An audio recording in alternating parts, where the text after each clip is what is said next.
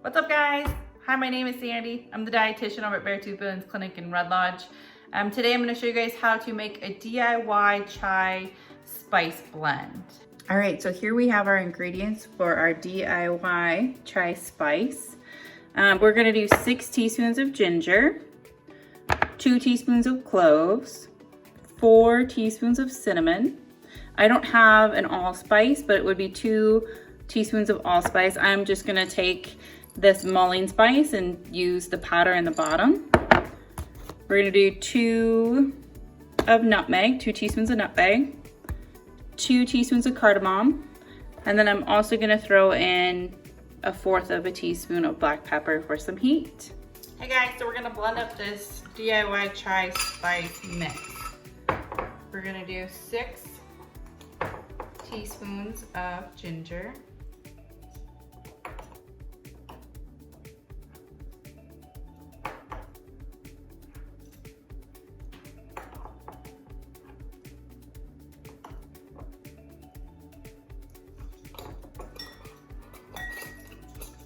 and then 4 teaspoons of cinnamon. And this is pretty shelf stable. You know, spices last quite a long time, so I would say once you have this all mixed up, you could, if you don't use it up within a year, it'd probably be good for about a year, if not longer. We're doing 4 teaspoons of cinnamon.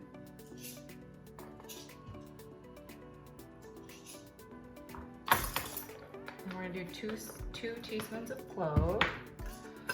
And then once you have it all mixed up, you can put, you know, depending upon how strong you like your chai tea, you could do like 1 to 2 teaspoons per cup of milk, almond milk, soy milk, whatever you tend to make a chai latte with. 2 of the clove. Then I got 2 of nutmeg.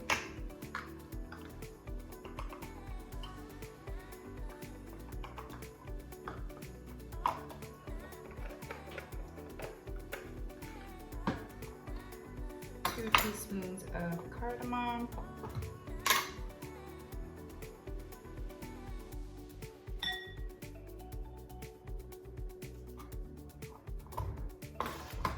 And then I took the mulling spices that I have because I don't have the allspice that comes, that is recommended in the recipe. So I took the chunks of these and I put them through a sieve, and I'm just adding what I got out of that, which is about 1 teaspoon. So it's gonna be a little bit short on the allspice flavor profile.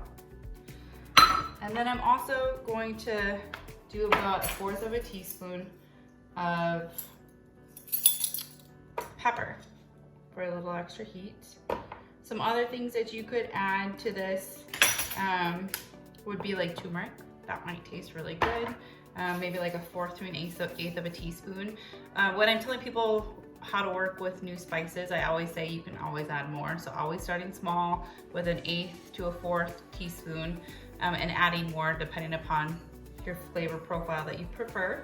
You could also scrape a vanilla bean pod into your soy milk or your almond milk or your milk when you're making your chai latte, or you could even just add a little dash of extract too for some extra flavor. All right, so we got our beautiful DIY chai mix here, and I'm just gonna give it a good whisk.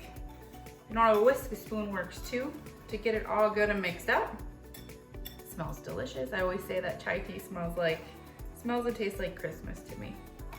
So you can put this in an airtight container. You can put it into a Ziploc bag, however you want to store it. But again, using about 1 to 2 teaspoons and about 8 to 10 ounces of milk. You can always add more. I always tell people to start small and always add more if you need more flavor. Thanks for joining.